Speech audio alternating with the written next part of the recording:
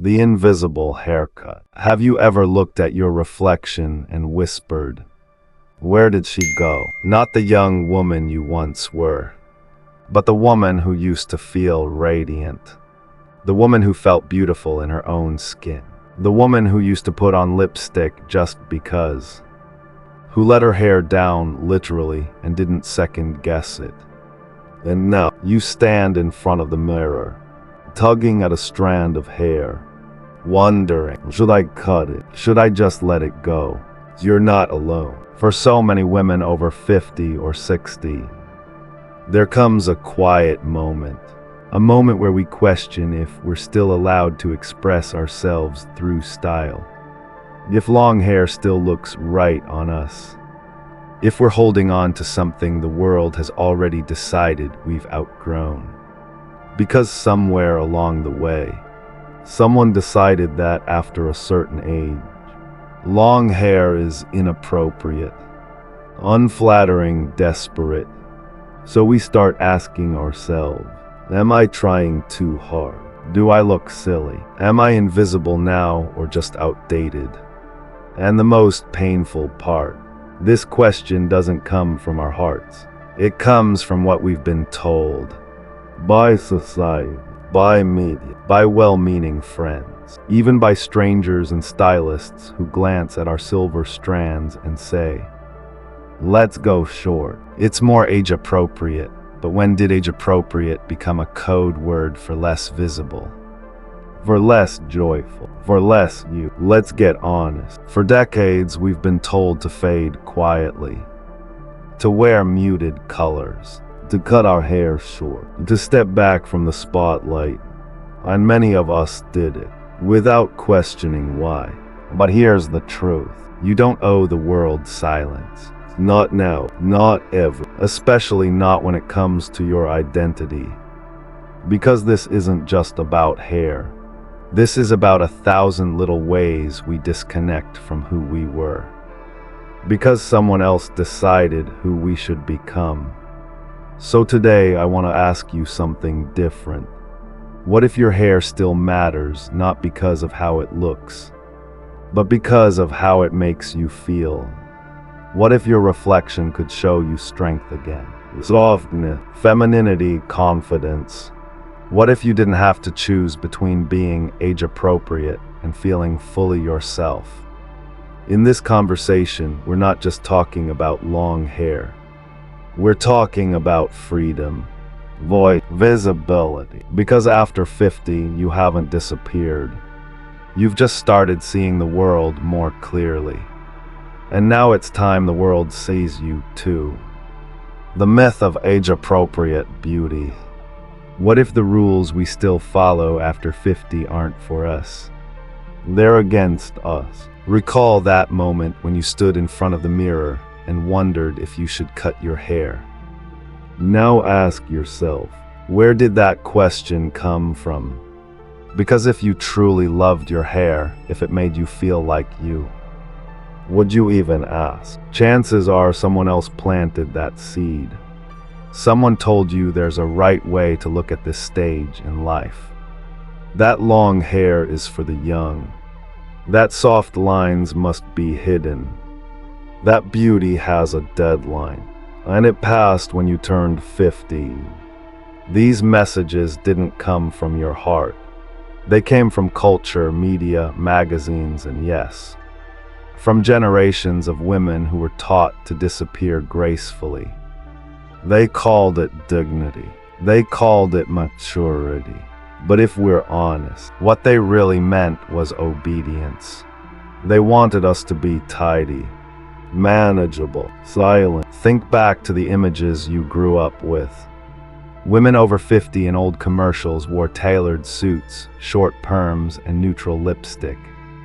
They were shown in kitchens, not on stages.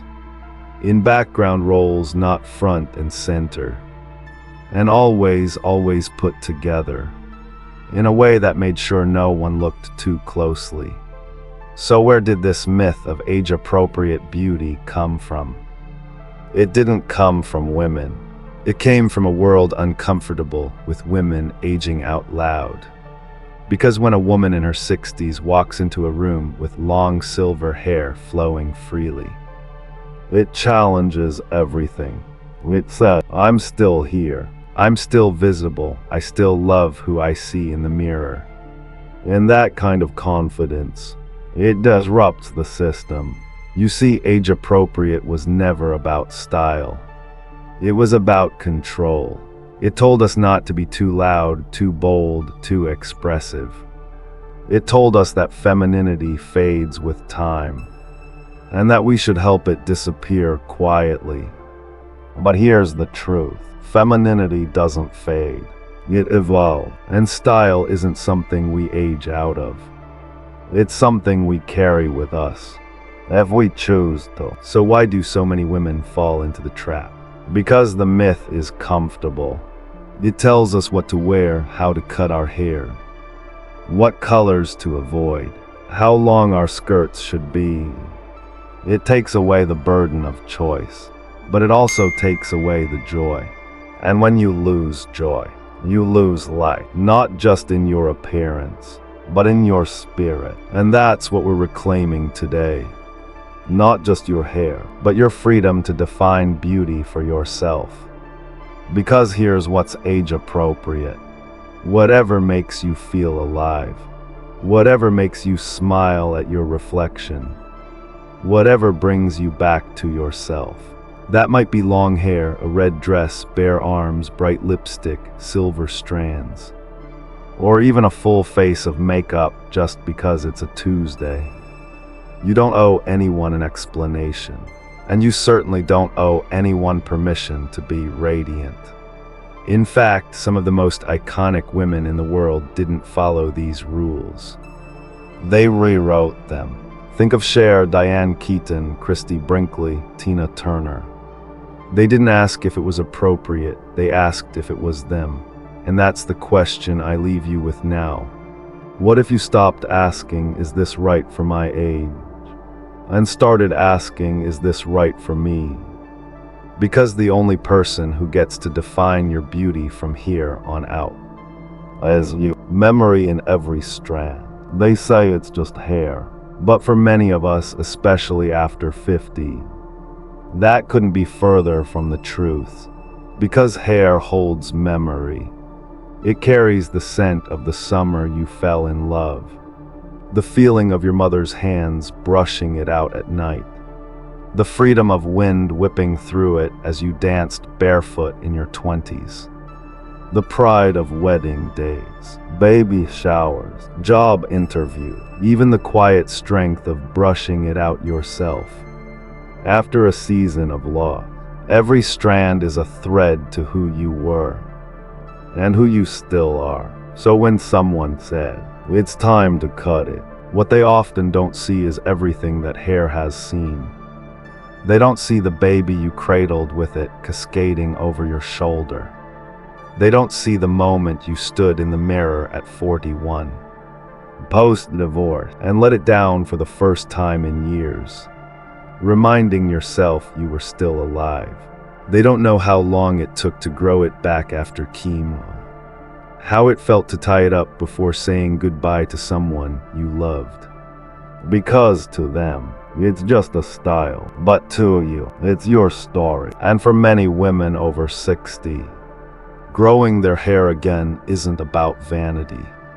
It's about homecoming, a return to something lost, a part of yourself you tucked away to be a good wife, a respectable woman, a professional. But what if now you no longer needed to tuck anything away?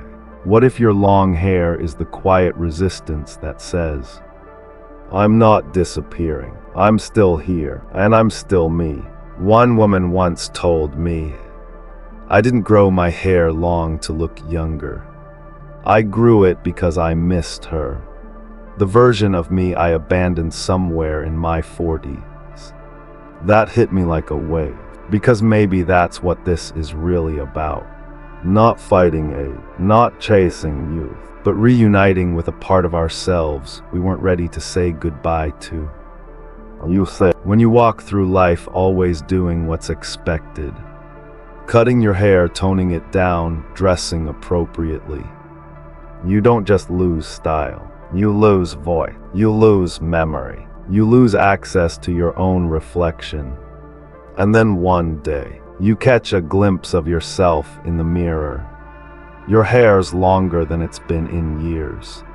You're older now, yeah, but there's a flicker of someone you remember. Someone wild, someone tender, someone powerful. And in that moment you smile, because you didn't go back in time. You carried her forward. That's the beauty of long hair in this season of life. It's not about trying to look like your 30-year-old self. It's about honoring the woman who made it through everything and still dares to feel beautiful. So the next time someone says, "Aren't you too old for long hair?"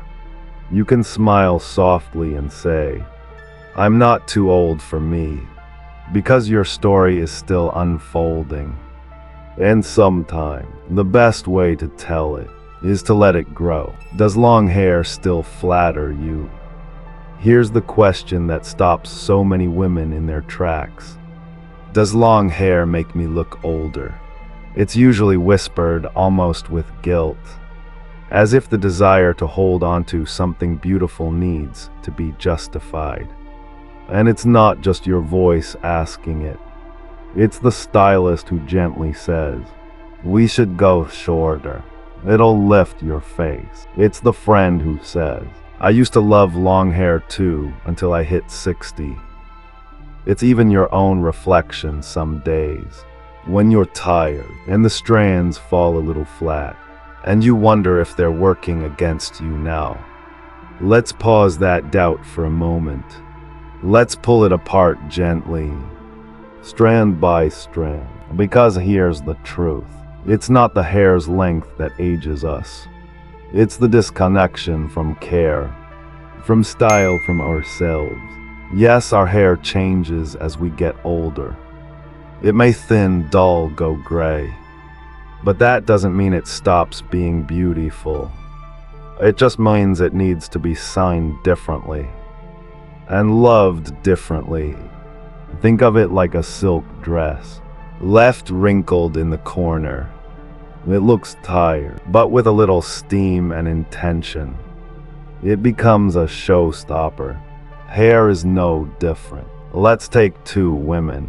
Both are 65. Both have long hair. One lets it hang shapeless.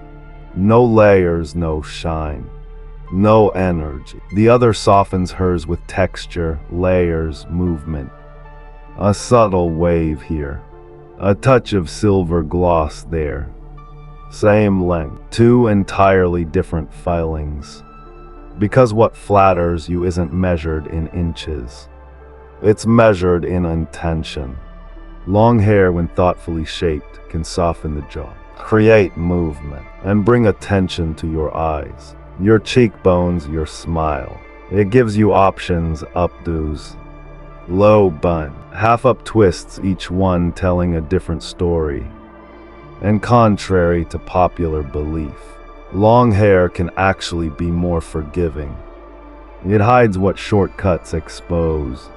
Thinning at the crown, a changing neckline, uneven texture. It offers grace, not just glam. And let's not forget, long hair isn't about trying to look younger. It's about looking more like yourself. Because aging doesn't mean giving up what once made you feel feminine. It means rewriting what femininity looks like, on your terms. So what does flatter you after 60? Not a specific cut, not a celebrity style, but a version of your hair that's alive, healthy, honest, reflective of the woman you are now. Let your hair have shape. Let it have movement. Let it be a little wild if that's how you feel. Don't be afraid of softness. Don't be afraid of texture. And if you're going gray, own it. Long silver waves are not a defeat. They are a crown, a soft, luminous reminder that you've earned every shade. Above all, let's stop equating looking older with looking worse. A 60-year-old face framed with grace, joy, and a little shimmer in the hair. That's not tired. That's powerful. So if you're asking whether long hair still flatters you, ask something better. Does it still feel like home? Does it still bring you joy? Because when something lifts your spirit, I promise you, it lifts your beauty too. A gentle routine for timeless hair. You don't need a 12-step system. You don't need a bathroom filled with expensive products or trendy gadgets. You don't need to spend hours in front of the mirror. What your hair needs, especially now, is something much simple. A consistency, intention, and love. Because as we age, our hair asks for a little more care than it used to. Not out of punishment, but out of grace. Like a garden that's weathered many seasons. It still blooms, but the soil needs tending. So let's talk about the routine. Not the kind that feels like a burden. The kind that feels like self-care. Hydrate, don't hide. One of the biggest challenges for women over 50 is dryness. As oil production slows, our hair can lose that soft, healthy sheen we once took for granted. But this isn't a death sentence for long hair. It's an invitation to nourish. Swap out harsh shampoos for something gentle, sulfate-free. Use a hydrating conditioner and, once a week, a deep conditioning mask. Focus on your end. They've been with you the longest. Treat them with kindness. Water is your best friend, inside and out. Drink more of it. Let your hair drink too. Care for the scalp like it's the root of everything. Because it is. Healthy hair starts at the scalp. Take a few minutes to gently massage it. Yes, with your fingertips. Not only does it feel wonderful, but it increases blood flow and encourages growth. If your scalp feels tight, itchy, or flaky, try a light scalp serum. Think of it like skincare, but for the foundation of your hair. Trim with purpose. Long hair doesn't mean never cutting. In fact, trimming regularly every 6-8 weeks prevents split ends from climbing upward and breaking the hair shaft. A small trim doesn't erase length. It preserves beauty. Heat used with wisdom. We all love a good blowout or soft wave now and then, but heat tools, especially on aging hair, can do more harm than good if overused. Air dry when you can. If you must use heat, always use a protectant. And remember, loose buns, soft braids, and gentle ponytails are both chic and kind. Let your hair rest. Let it breathe. Feed it from the inside. Hair is made of protein. So if your diet is lacking, your strands will feel it first. Make sure you're getting enough omega-3s, iron, and B vitamins, especially biotin. Collagen supplements can also support texture and strength. And yes, hydration again. Every sip of water is a tiny gift to your hair. Use the right tool. It sounds simple, but the wrong brush can age your hair faster than any product. Use a wide tooth comb on wet hair. Use a soft bristle or paddle brush for daily styling. Start at the ends, not the roots. Always detangle gently. Embrace the texture you have. Stop fighting your hair's natural wave, curl, or volume. Let it be soft. Let it be free. Long gray hair with natural movement, it's stunning. Loose silver curls, absolutely regal. Even a gentle frizz, tamed with a little oil or serum, can feel honest and alive. Let your hair look like it belongs to you, not to a catalog. You see, maintaining long hair after 60 isn't about trying to look 30. It's about showing the world that you haven't given up on caring for yourself. That softness still matters. That you still matter. When you run your fingers through your hair in the morning, it's not just styling. It's a daily affirmation. I'm worth this time. And you are. The women who refused to disappear. Sometimes the most powerful statements aren't spoken. They're worn. You can see them in the way a woman walks into a room, with silver strands flowing behind her. Chin lifted, shoulders relaxed, eyes unafraid. She's not chasing youth. She's holding onto herself. Let me tell you about 3 such women. Women who didn't just keep their long hair. They kept their identity, their spirit, their voice. Eleonora, 72, Oregon. Eleonora lives alone in a small cabin nestled between pine trees. Her silver braid reaches the middle of her back. She's a retired wilderness guide, raised 4 sons, buried 2 husbands, survived breast cancer. When I asked why she never cut her hair, she smiled. I almost did once, she said, after chemo. I thought maybe short would be easier. But when it started growing back, I cried, not because it was thin, but because it was mine again. It reminded me of everything I'd made it through. Her braid isn't just hair. It's a timeline. It's strength woven into softness. Marisol, 68, Miami. Marisol was a nurse for 35 years. Always wore her hair tied tight under a surgical cap. But the day she retired, she let it grow. Now her warm chestnut curls spill past her shoulders. I'd hidden so much of myself for decades, she told me. My accent, my emotions, even my hair. I thought if I made myself smaller, quieter, more professional, I'd be respected. She paused, but now I let my hair be loud, wild, free. Because I finally respect myself. Marisol didn't grow her hair to look younger. She grew it to look true. Janine, 75, California. Janine is a grandmother of 6. She paints, sings, rides a vintage bike with a basket full of daisies. Her long white hair moves like silk in the wind. She laughed when I asked if she ever felt pressure to cut it. My grandkids say I look like a storybook queen. Why would I give that up? But then she got quiet. When my husband passed, I almost cut it all off. I felt lost, but something stopped me. I looked in the mirror and thought, if I let go of my hair, what else am I letting go of? So she kept it, and in doing so, she kept herself. These women aren't rebels. They're not trying to turn back time. They're simply choosing to be seen, or to take up space, to own every chapter they've lived, and let it show. Because long hair after 60 isn't just about beauty.